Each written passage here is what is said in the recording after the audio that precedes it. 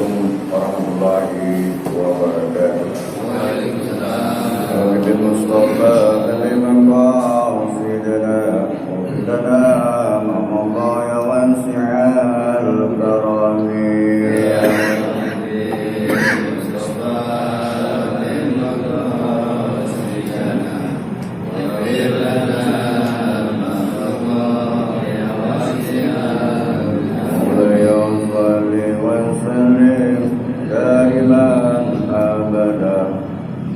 حبيبك خير الخلق كلهم يا ربي بالمصطفى بلغ مقاصدنا واغفر لنا ما مضى يا واسع محمد سيد القرنين والثقلين والبغي قيد قرب ومن عندك يا ربي بالمصطفى بلغ مقاصدنا واغفر لنا ما مضى يا واسع محمد ذكره رحل أنفسنا محمد شكره فرض على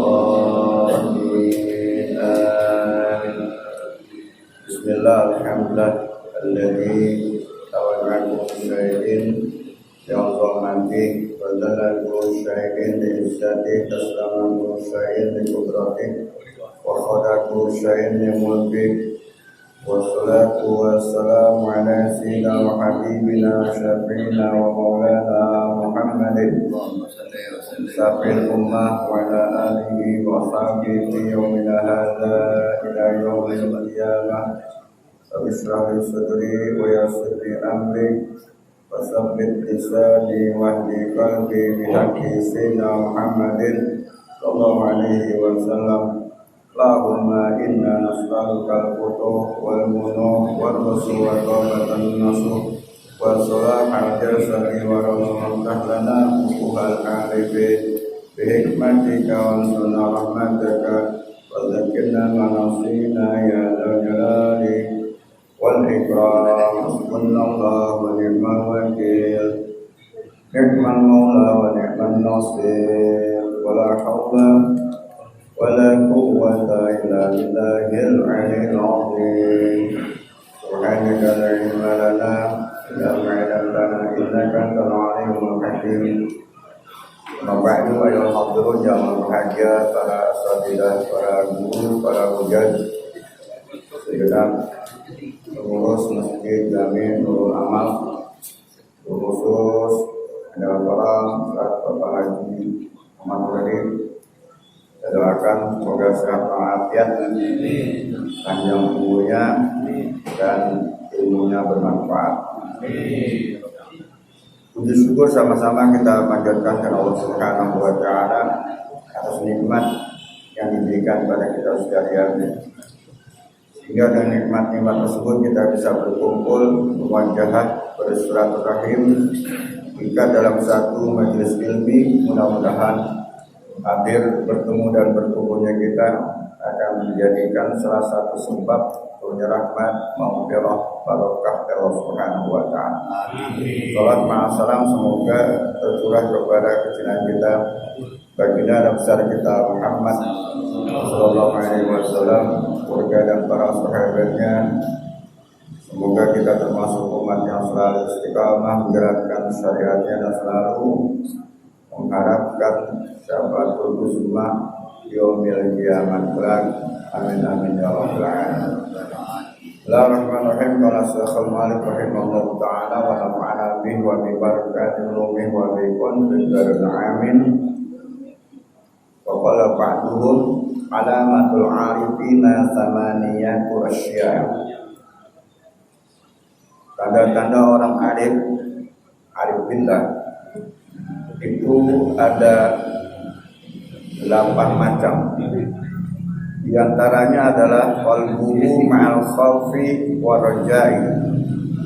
Hatinya dipenuhi dengan rasa sifat khauf dan roja. Pada sedikit kita bicara sedikit tentang arif billah ini. Kata ulama sinonim dengan para wali, artinya orang-orang yang ahli ma'rifat. Jadi ahli ma'rifat ini orang-orang yang lebih dekat mengenal Allah melalui jalur akidah, sehingga dia punya kelebihan sendiri. Di dalam Al-Quran Allah Subhanahu wa taala menjelaskan, ala inna awliya Allah la khaufun 'alaihim wa la hum yahzanun alladzina amanu wa kanu yattaqun. Sungguhnya para wali-wali Allah, kekasih-kekasih Allah, mereka tidak pernah takut hidup di dunia dan tidak pernah sedih nanti di akhirat. Siapa mereka? Alladzina amanu wa kanu yattaqun. Itu orang-orang yang mereka beriman kepada Allah, mereka bertakwa. Maka baginya mendapatkan kompensasi lahumul busra fil hayatid dunya wa fil akhirah. Mereka mendapatkan kebahagiaan di dunia maupun kebahagiaan di akhirat. Inilah orang-orang arif billah atau orang-orang yang ahli ma'rifat. Jika disenami dengan para aulia, para wali. Ya kadangkala Allah Subhanahu wa taala sembunyikan karomahnya ini. Ya, nanti kalau sudah meninggal baru karomahnya nampak, ya, dijelaskan. Wa katama auliya'ahu, Allah sembunyikan wali-wali Allah, kekasih-kasih Allah, fima bainan nas, di antara manusia. Jadi yang tahu wali adalah wali. Kalau kita wali murid ya wali itu. Nah ini tanda-tanda orang ahli ma'rifat ini. Ya, qalbuhu ma'al khaufi war raja. Di hatinya punya sifat khauf, takut, dan sifat roja. Jadi khauf ini bukan takut miskin, takut mati, takut sakit dan sebagainya. Takut Allah meninggalkan dia. Jadi takut meninggalkan dia. Sama seperti kata Nabi, ketika orang datang ke Masjid Taklim, bukan karena kita pintar, karena hebat, tapi Allah mengundang kita. Ya. Allah undang, Allah senang kita bisa datang ke Masjid Taklim. Ketika orang sholat, bukan berarti dia nggak sempat ataupun sibuk, tapi nggak mau rumahnya Allah ini, Allah nggak mau rumahnya didatangin dia. Itu bahasa tauhidnya itu. Jadi bukan karena dia sibuk ataupun bagaimana, mas memang Allah nggak senang dia masuk ke rumahnya. Maka kita beruntung yang diberikan Allah, termasuk orang-orang yang dikasihi Allah. Orang-orang yang cinta Allah ini mudah sekali kita datang ke masjid, datang ke masjid ini. Jadi orang-orang ini, para aulia atau arif billah atau arif ma'rifat, hatinya diiringi dengan sifat khauf tadi. Jadi khauf, takut Allah meninggalkan dia. Takut dengan dia, bagaimana dia datang kepada Allah Subhanahu wa Ta'ala berkaitan dengan masalah khauf tadi. Jadi pun secara umum makna khauf ini kan takut. Di dalam takrib Syekh Nawawi Al-Bantani menyebutkan wa aslul khaufi ma'rifatullah bi qalbi. Asal makna takut itu adalah ma'rifatul qalbi, mengenal hati. Hati ini mengenal bijalalillahi ta'ala, dengan kebesaran keagungan Allah. Allah sebagai Khalik, pencipta 7 lapis langit dan bumi dan barang di antara keduanya.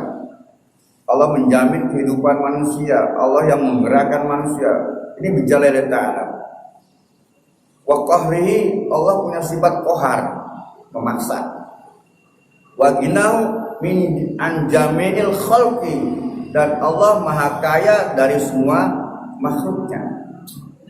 Wasyadidi iqabihi, dan azab Allah, hukuman Allah itu sangat dahsyat.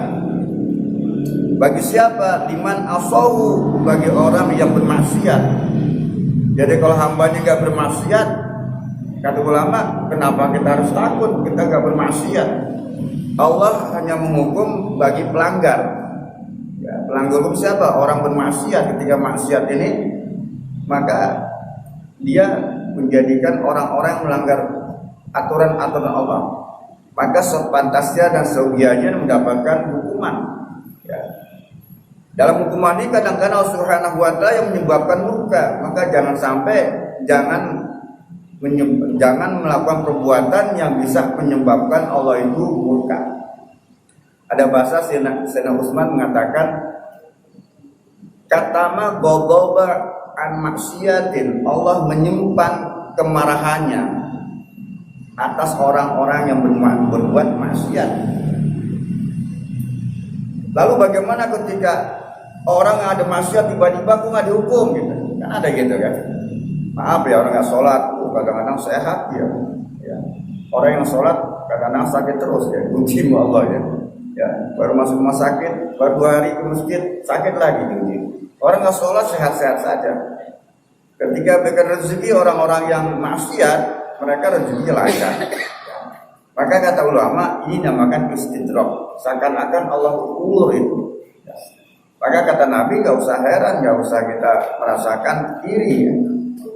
Idza aradallahu ta'ala bi'abdihi mu'tiya minad dunya, jika engkau melihat orang yang Allah berikan kelebihan dari dunia, tapi dia tidak melakukan, dia masih walam yasilu anil ma'siyah, tapi masih melakukan perbuatan maksiat, fa innahu istidrak, maka itu termasuk istidrak. Istidrak ini kadang-kadang Allah ulur dulu tuh ya, dikasih ulur. Mau tobat ya, kalau mau tobat ya, maka Allah Subhanahu wa Ta'ala akan tentukan. Nah, sifat khauf. Jadi ketika orang merasakan tidak melakukan perbuatan maksiat, kenapa harus takut? Ya, malah dengan cara ibadah ini lebih takarub, lebih mendekatkan diri kepada Allah Subhanahu wa Ta'ala. Pada syamin hadil ma'rifah, adapun pengembangan dari sifat ma'rifat tadi halatun wajalun, dia takut tapi merasakan gemetar. Ini tingkatan-tingkatan. Usamma al-khauf, ini disebut dengan hakikatnya khauf tadi. Wasamratul maksumat maksudatu minhu, adapun buah orang yang punya ma'rifat tadi, ya, mengenal Allah tadi adalah hasilnya adalah tarkul ma'asi, dia mampu meninggalkan berbagai macam maksiat. Demikian Syekh Nawawi Al-Bantani menyebut makna khauf, ya, di dalam tatanan tasawuf tadi. Orang yang memiliki rasa khauf ini termasuk bagian orang-orang yang punya motivasi ibadah. Dan itu motivasi ibadah niatnya bersumber daripada ikhlas. Tapi untuk mencapai ikhlas jalurnya bisa karena takut kepada Allah, karena mengharapkan rahmat, karena cinta, kan beda-beda ya. Maka katakan oleh Abu Bakar Siddiq, wasinfun ya'budunallaha fi sabilil khauf. Ada sekelompok, satu golongan yang mereka ibadah memang karena motivasinya khauful azab, karena takut terhadap hukuman Allah. Sehingga ketika ada takut dengan hukuman Allah, ada ihtiyat. Ya, ihtiyatnya hati-hati. Hukuman ini berat, hati-hati untuk melanggar. Nah, di sini katakan khauf tadi. Maka orang yang mencapai khauf tadi, tarkul ma'asi, dia bisa mampu meninggalkan berbagai macam maksiat kepada Allah Subhanahu wa taala. Jadi pada hakikatnya orang-orang arif billah, orang-orang ahli ma'rifat, qalbuhu ma'al khaufi, hatinya dipenuhi dengan sifat khauf, sifat merasakan takut. Warojai, dan sifat roja. Kembali Syekh Nawawi menyebutkan makna roja, asal rojai, adapun makna asal dari sifat roja. Roja ini mengharap, ya. Boleh dong kita mengharap, kayak kita sholat ya kan mengharap supaya kita terima Allah Subhanahu wa taala. Bahkan dalam Al-Quran ketika kita dekat kepada Allah, menyambung, connect kepada Allah dengan ibadah, supaya kita mendapatkan kemenangan, keuntungan.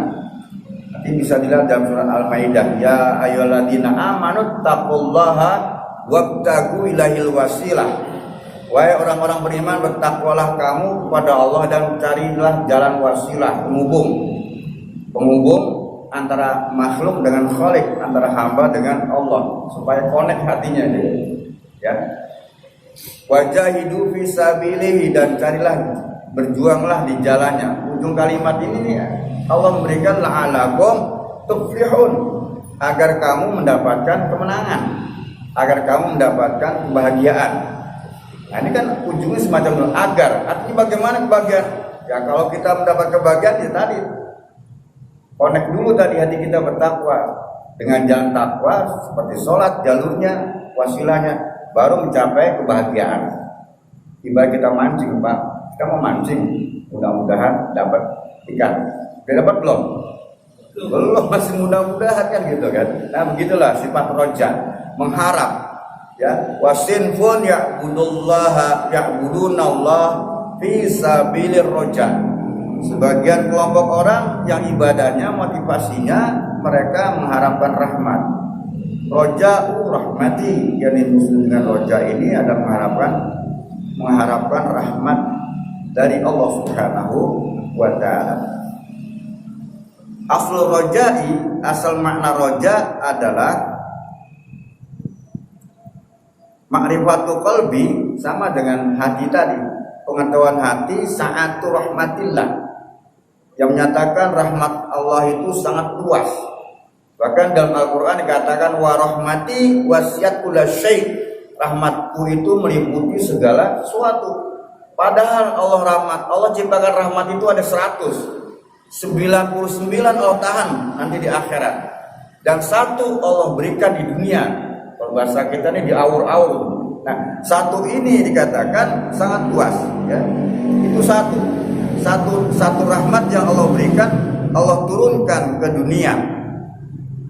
Wa azimu fadlihi, dan maha agung keutamaan Allah. Wa jamila wa'dihi, dan maha indah janji-janji Allah. Masih di sini bahasanya bagus, maha indah janji Allah. Artinya kalau Allah janji pasti. Ya, ketika orang dimasukkan surga baru merasakan. Wasiqal ladzina taqaw rabbahum ilal jannati zumara hatta idza ja'uha wa futihat abwabuha wa qala lahum khazanatuha salamun alaikum tibtum fadkhuluha khalidin. Ada kalimat wa qalu alhamdulillahilladzi shadaqana wa'dah. Nah, ini ada kalimat. Ini penduduk surga menyatakan semacam ini. Akan digiring berbondong-bondong orang yang bertakwa kepada Allah ke dalam surganya Allah. Sehingga sampai di depan surga, kemudian khazin berkata, penjaganya, Assalamualaikum tibtum fadkhuluha khalidin. Selamat sejahtera buat kamu. Silakan kamu masuk surga dan kekal di dalamnya. Ya. Maka ketika masuk, penduduk surga mengatakan wa qalu alhamdulillahilladzi shadaqana wa'dah. Segala puji bagi Allah yang telah menepati janjinya, ya, menepati janjinya. Maka katakan al-wa'du dainun. Janji itu adalah hutang. Maka kalau kita janji sama Allah, ya, janji sama orang lain, ya, kata Nabi, kita ucapkan insya Allah. Makna insya Allah jika Allah menghendaki. Jangan pasti. Besok datang ke rumah baik, pasti saya datang. On time. Datang jam 8, jam 7 udah nongkrong. Nggak taunya ada keluarganya sakit. Ya, akhirnya kan mentingin keluarga nggak datang. Tuh, hati-hati janji. Apalagi sekarang nih, ya, tahun politik nih, banyak caleg-caleg janji nih. Janji. Cara mencintai amal kasih karpet deh. Ntar nggak menang karpetnya diambil lagi. Itu kan ada di daerah Depok. Nah, artinya apa janji Allah? Maka kata wa jamila wa'dihi. Nah, semua itu bagi siapa? Liman ata'u, bagi orang yang taat. Ya.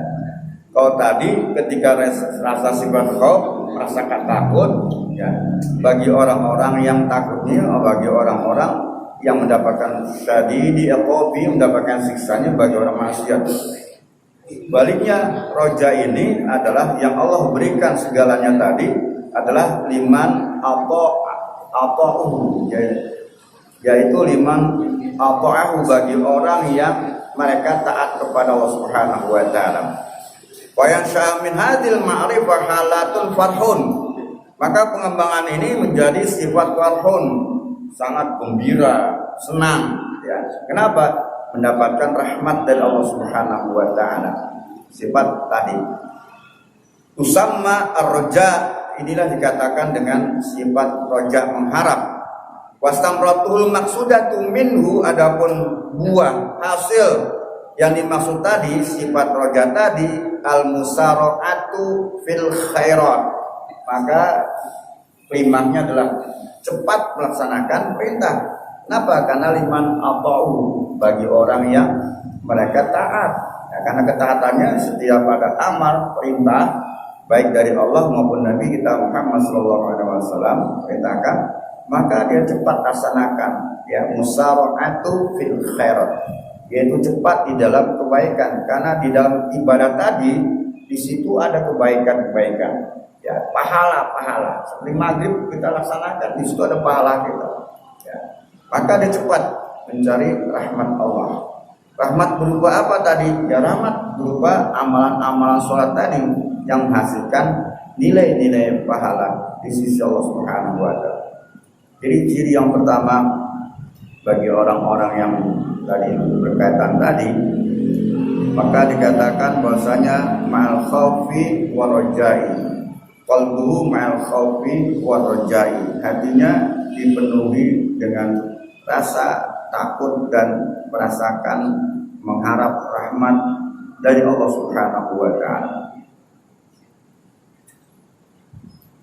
Hadirin jamaah berbahagia, sebelum dilanjut serangan tentang sedikit tentang apa rahmat, mungkin ada yang mau ditanyakan, silakan. Assalamualaikum Pak Ustaz. Waalaikumsalam warahmatullahi wabarakatuh. Bagaimana tingkatan daripada maksiat itu sendiri Pak Ustaz? Ya. maksiat, kalau secara definisi al-maksiatu ya tarku ta'ah wa fi'lun nahi. Disebut maksiat itu meninggalkan ketaatan dan melaksanakan larangan maksiat. Karena maksiat ini kalau dalam Quran ini adalah melakukan suatu perbuatan dosa. Kalau dosa ini dibagi dua, ada dosa besar, ada dosa kecil. Biasanya dosa besar itu ada hukumannya, kemudian Allah Subhanahu wa taala berikan ya, nilai-nilai. Misalnya satu pelanggaran melaksanakan larangan, ada jelas. Tapi kalau tidak ada hukumannya tadi, itu biasanya dosa-dosa kecil. Seperti wala taqrabuz zina innahu kana fahisyatan wa sa'a sabila. Jangan kamu dekati zina. Dengan zina itu perbuatan fahisyah, yaitu dosa besar ya, dan termasuk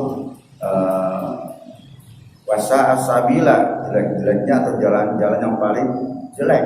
Maka di Quran ditentukan bagi zina mereka termasuk dosa besar. Apakah zina muhsan, apakah zina muhsan.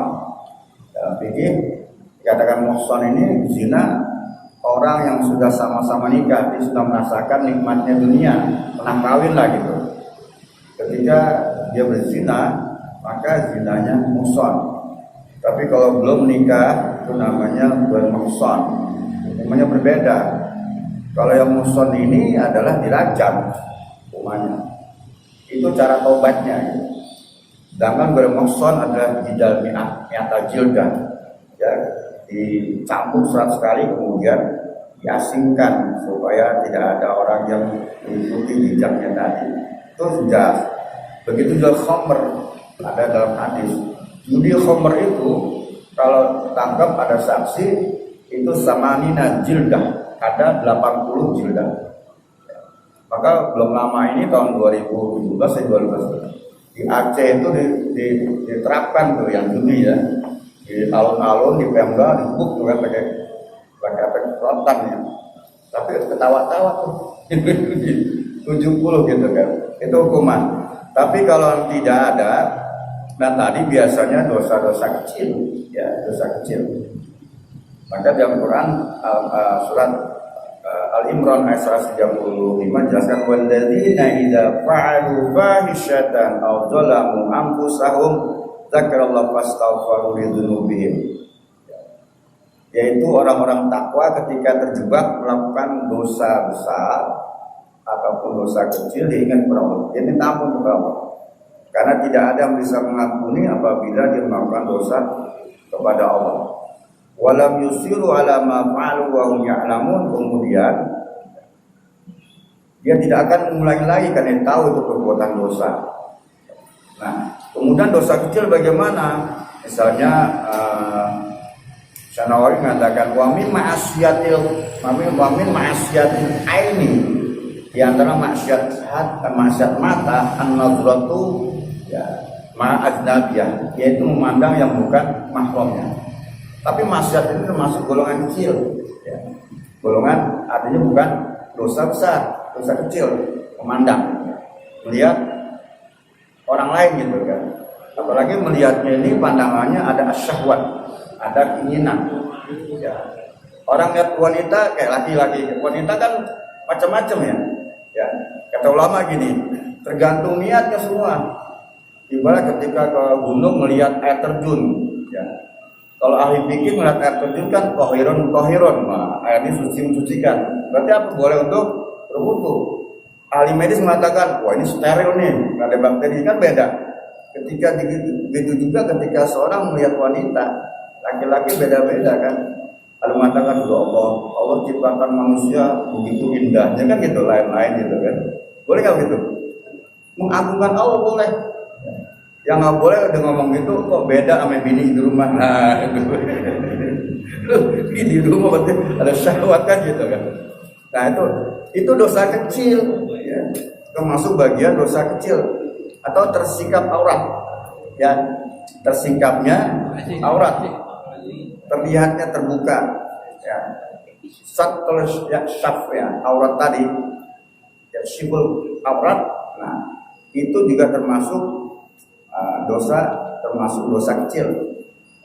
Misal maaf ya, aratul rajul baina surah wa bah, tapi kan auratnya laki-laki di antara pusar dan dengkul. Kalau kelihatan itu lihat orang. Nah, itu dosa, tapi dosa kecil maksudnya. Di rumah pakai celana pendek, nggak apa-apa. Dilihat sama istri mana nggak apa-apa. Di rumah, tapi keluar tanggung nih mau birokok, ya mau pakai celana, malas udah jalan aja. Nah, kelihatan itu kan menjadikan dosa. Begitu juga wanita. Aratul mar'ah, artinya wanita adalah jami'u badaniha, seluruh tubuhnya illa dikafain wal wajah, kecuali wajah dan terbuka, termasuk dosa kecil. Tapi kalau dosa kecil dilakukan secara menerus, dia akan menjadikan besar. Ya, maka kata seorang ulama mengatakan la tahriqul dzunub, ya. Jangan kau remehkan dosa as-sighar, dosa yang sifat kecil tadi. Ya. Kalau dilakukan, ya, fa innaha tas'abu min hadzunub al-kibar, ya. Karena sungguhnya dia bercabang menjadi dosa besar. Artinya kalau dilakukan terus-menerus, kita buka auratnya tiap hari, 2 hari, 2 hari, sebulan beberapa kali, kan lama-lama banyak. Ya, begitulah katakan. Dan dosa kecil tumpuk, nggak tobat, lama-lama jadi banyak, menjadi besar, gitu kan. Tergantung katakan oleh Nabi kita Muhammad SAW, la shaghirata ma'al israr, tidak dikatakan dosa kecil, ya, kalau diiringi dengan al-israr. Israr ini bisa terus menerus. Nggak dikatakan dosa kecil karena terus menerus, lama-lama jadi dosa besar, jadi banyak, numpuk gitu kan. Ya.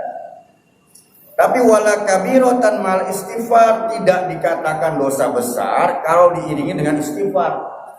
Itu dosa besar, istighfar, obat taswa, kalau diterima kan gak jadi dosa besar lagi. Jadi artinya tingkatan maksiat semacam itu. Cuman kalau ulama tasawuf mengatakan tadi tingkat maksiat ini macam-macam. Ya, Syekh Nawawi mengatakan tingkat maksiat ini ada maksiat dengan mata, wa min maksiatil aini, gitu kan. Di antara maksiat mata tadi an-nazratu ila ajnabiyah, memandang bukan karena mahramnya. Ada maksiat hati. Wa min maksiatil qalbi, di antara maksiat hati adalah ar-riya wa sum'ah, ujub, takabur, su'udzon billah, al-hasad, ya, munahikdun. Itu ada berapa? 7 ya. Ya. Riya, sum'ah, ujub, takabur, hasad, kemudian apalagi tadi? Su'udzon billah, ikdun. Ada 7. Itu hati. Jadi hati berpotensi membuat maksiat. Ya. Maka hati berpotensi untuk ibadah tadi. Lawannya itu sifat apa? Sifat sabar, tawakal, zuhud. Artinya sifat, kalau bahasanya gorominto hati. Ya. Maka ada amalan hati, ada maksiat hati. Ini kalau dalam tasawuf ya. Jadi maksiat itu ada maksiat tingkatan maksiat mata, ada tingkatan hati, ada tangan juga kan.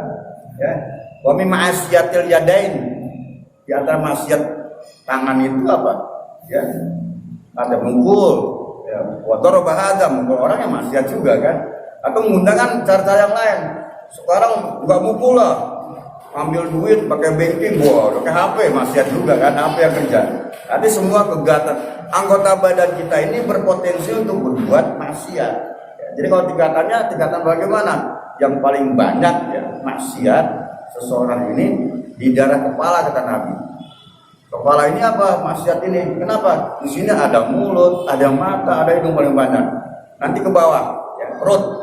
Kalau perutnya maksiatnya apa? Kok bisa perut? Sesuatu makanan yang tidak halal masuk ke maksiat. Langsung ke bawah, ya, kemaluan. Itu maksiat. Jadi demikian begitu Pak ya, berkaitan dengan maksiat seseorang tadi. Jadi seluruh potensi tubuh kita ini, ya, tubuh kita berpotensi untuk berbuat maksiat.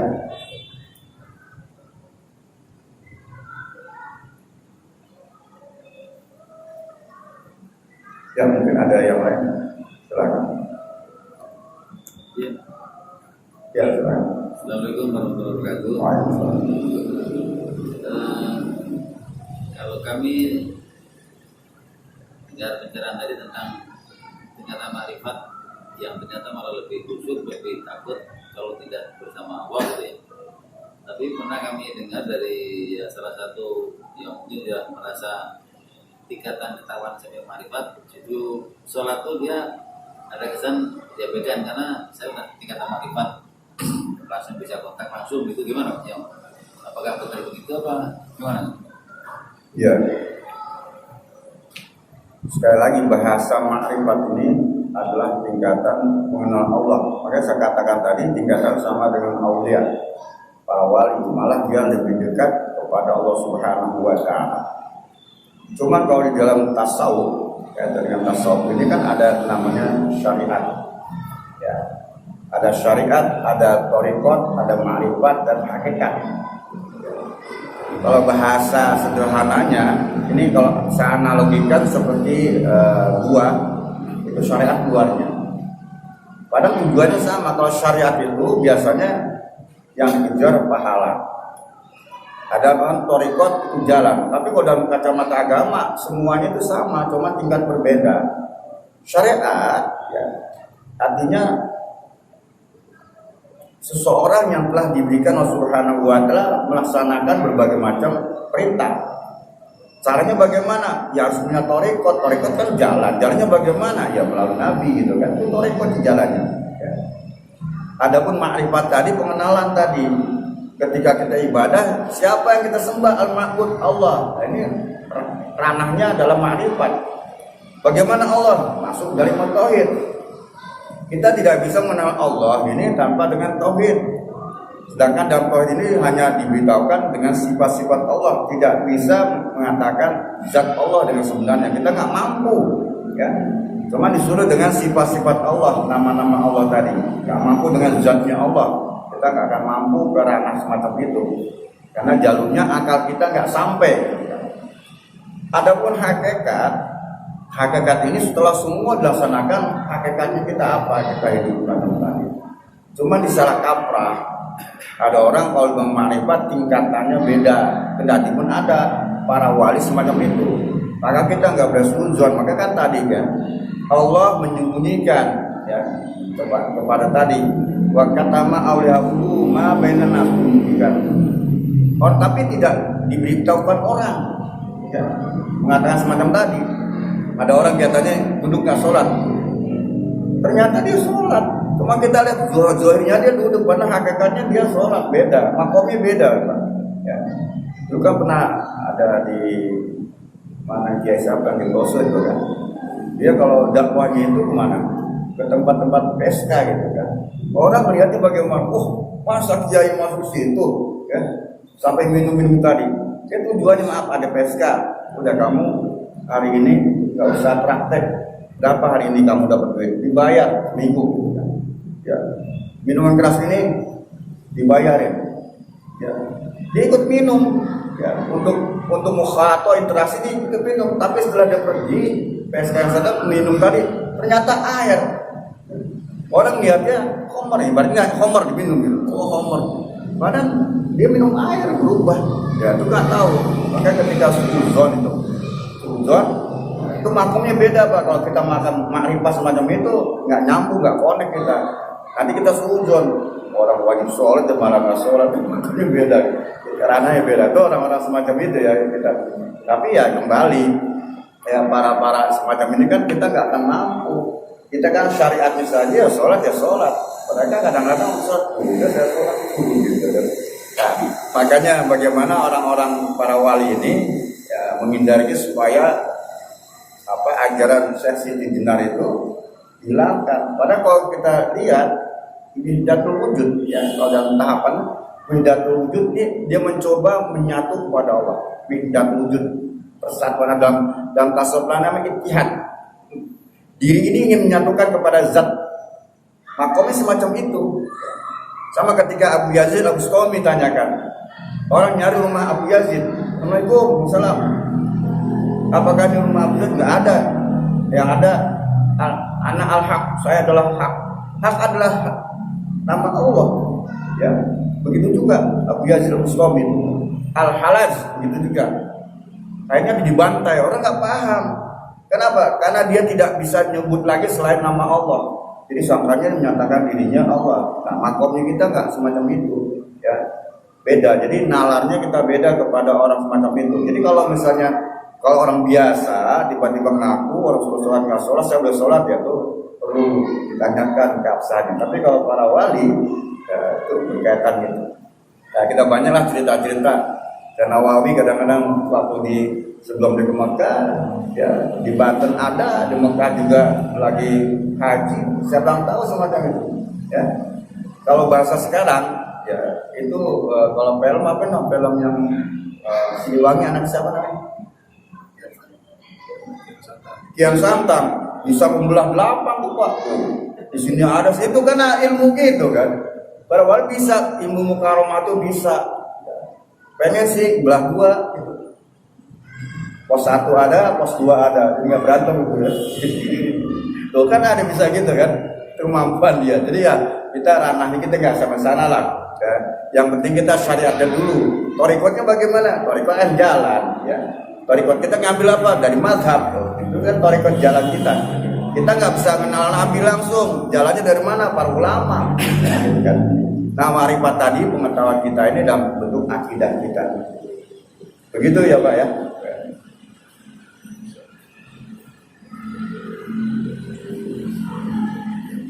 Ada yang lain? Silakan.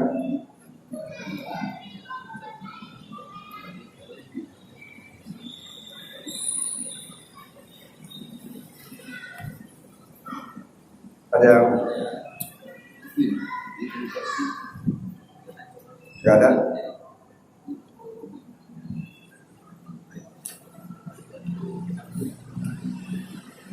Ya. Mengenai rahmat ini adalah kasih sayang Allah Subhanahu wa taala. Dalam satu hadis Nabi sallallahu alaihi wasallam riwayat Imam Muslim dari Abi Hurairah radhiyallahu anhu bahwasanya Rasulullah sallallahu alaihi wasallam bersabda, "Lau ya'lamul mu'min." Seandainya orang-orang mukmin tahu ma indallahi minal uqubah. Ya, tahu bahwasanya hukuman-hukuman Allah yang ada kepada mereka yang ada di sisi Allah Subhanahu wa taala, ma qami'a bi jannati ahadun. Maka salah seorang tadi enggak mau mengharapkan dia surga. Ya. Sebaliknya walau ya'lamul kafir, seandainya orang-orang kafir ma indallahi minar rahmah, dia mengetahui apa yang ada di sisi Allah itu berupa rahmat, ma qanapo min jannatihi ahadun, maka dia tidak berputus asa terhadap rahmat Allah. Maksud begini, seandainya orang beriman ini tahu hukuman Allah itu sangat dahsyat, dia nggak mau minta surga. Mintanya apa? Diampuni dulu dosanya gitu. Kalau diampuni dosanya nggak dosa, pasti masuk surga. Maknanya gitu ya. Seandainya orang beriman tahu betapa dahsyatnya hukuman Allah yang ada di sisinya, dia tidak mau mengharapkan surga. Jadi yang minta, ya Allah ampunilah dosa saya, atau Allahumma ajirna minan nar, kan gitu kan. Ya Allah jauhkan kami dari api neraka. Jadi nggak mau minta surga, yang penting dia tobat. Kalau tobatnya di dunia diterima Allah, niscaya Allah nggak akan masuk neraka, masuk surga. Begitu juga orang kafir. Orang kafir seandainya dia tahu rahmat Allah Subhanahu wa taala, dia tidak akan putus dari rahmat Allah Subhanahu wa taala. Ya, karena rahmat Allah itu begitu cepat, tadi katakan warahmati wasiat kulasyai.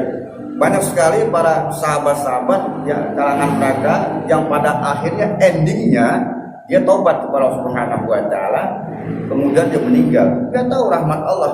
Bisa saja rahmat Allah itu datang menjelang akhir hayatnya. Ya, ada orang yang kemudian musuh kepada Nabi, tiba-tiba dia beriman. Dia benci kepada Nabi, mencaci maki Nabi, tapi tiba-tiba rahmat Allah Subhanahu wa taala itu lebih cepat. Kemudian dia taubat, dia beriman kepada Allah dan beriman kepada Nabi kita Muhammad sallallahu alaihi wasallam. Maka dikatakan seandainya orang kafir ya dia tahu bahwasanya rahmat Allah itu ya ada di sisinya, maka dia tidak akan putus asa untuk mendapatkan rahmat dari Allah Subhanahu wa taala. Demikian sementara kaitannya dengan wakal guru ma'al khawfi wa rojak, berkaitan dengan masalah orang-orang yang arif billahi tadi, cirinya, alamatnya, tanda-tandanya, artinya diiringi dengan sifat khauf dan sifat roja. Khauf ini merasakan dirinya takut kepada Allah Subhanahu wa Ta'ala, bukan takut miskin, takut sakit, tapi takut. Dalam konteks ini para aulia ataupun arifin tadi takut Allah meninggalkannya. Kalau Allah meninggalkannya berarti dinafikan Allah, yang seakan-akan Allah tidak senang kepada orang tersebut. Maka perlunya ada ma'al khaufi. Di samping itu ada roja, sifat mengharap, roja rahmati, rahmat dari Allah Subhanahu wa Ta'ala. Karena tidak serta-merta seseorang ini ya dimasukkan ke surganya Allah ini disebabkan semata-mata karena rahmat Allah, ya semata-mata karena amal, tapi karena rahmat Allah Subhanahu wa Ta'ala. La yadkhilu ahadukum minkum amalul jannah. Amal kalian tidak menjamin masuk ke dalam surga, wala yaziru minan nar, dan tidak bisa mampu menyelamatkan dari api neraka. Ketika Rasulullah SAW mengungkapkan kalimat ini kepada sahabat, membuat Abu Bakar kemudian menanyakan, wala anta ya Rasulullah, ya, tidak juga dengan engkau wahai Rasulullah, wala ana, tidak juga dengan anak, walakin kan tapi ya bi fadli rahmatillahi ta'ala, kan tapi Allah memberikan rahmat. Artinya masuk surga itu dengan sebab rahmat. Ya. Adapun rahmat tadi, amal-amal tadi katakan ya, ay amal solehati sababan.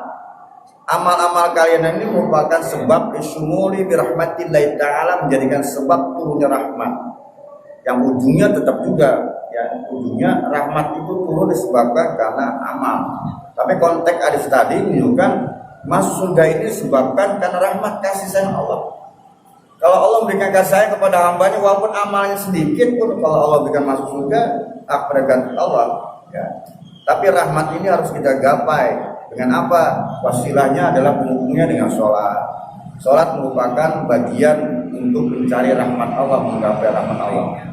Qiraatul Quran, baca Quran merupakan mencari rahmat. Thalabul ilmi juga merupakan mencari rahmat dari Allah Subhanahu wa Ta'ala. Maka itu hadirin yang berbahagia, sertai dengan tadi ya ma'al khaufi wa rahmati, ini merupakan satu ciri ya daripada orang-orang yang arif billah, orang-orang yang ma'rifatullah, mengenal kepada Allah Subhanahu wa Ta'ala, atau orang-orang yang menjadikan kekasih-kekasih Allah Subhanahu wa Ta'ala, yaitu mereka para wali. Untuk mencapai semacam itu ya bukan ikhtiar usaha, yaitu dengan pertama hatinya dipenuhi dengan sifat khauf dan menggapai rahmat Allah Subhanahu wa Ta'ala. Mungkin sementara demikian, mudah-mudahan kita berlanjut karena ada 8, masih ada 6. Mudah-mudahan datangnya kita ini pun merupakan salah satu cara untuk menggapai rahmat. Sedikit bahkan hadis, ma'min qaumin yadhkuruna Allah Ta'ala, tidak ada satu kaum yang mereka berzikir kepada Allah. Ini kalimatnya berzikir. Wa fi riwayatin yadhkuruna kitaba fi buyutikum. Ya di selain katakan tidak ada satu kaum yang mereka membacakan ayat Allah, belajar ayat Allah, mengkaji ayat Allah di rumah-rumah Allah, illa hafat bihumul malaikat, kecuali malaikat senantiasa mengurumuni, ya, mengelilinginya. Yang kedua, wa ghasyahumur rahmah, dan Allah memberikan rahmat. Nah ini jadi datangnya kita dalam taklim ini termasuk menggapai rahmat Allah. Yang ketiga, wa nazalat alaihimus sakinah, Allah berikan ketenangan di dalam hatinya. Yang keempat, wa dzakarahumullahu fima indahu, maka Allah bangga-banggakan orang-orang yang datang tadi di sisi para malaikat. Nah, ini keuntungan orang yang thalabul ilmi, orang-orang baca Quran, orang-orang zikir. Katakan ma'min qaumin, berarti satu kelompok, tidak seorang, tidak person, tapi kelompok. Bismillahirrahmanirrahim. Alhamdulillahirabbil alamin. Muhammadin wa ala alihi Muhammad. Wa ma'alimna ma ja'alna 'alimna 'uluman nafi'a wa sababal li maghfirati dzunubina wa mahdina min indik wa min alaina min fadlik wa alaina wa rahmatik wa alaina min barakatik wa bisnadi basa'abik wa afiatik fid dunya wa dunya wal akhirah rabbana atina fid dunya hasanah wa fil akhirati hasanah wa qina adzabannar sallallahu Muhammadin wa ala alihi wa sahbihi ajma'in walhamdulillahi rabbil alamin subhanallahi wa bihamdihi asyhadu an la ilaha illa anta astaghfiruka wa atubu ilaik. Assalamualaikum warahmatullahi wabarakatuh. Waalaikumsalam.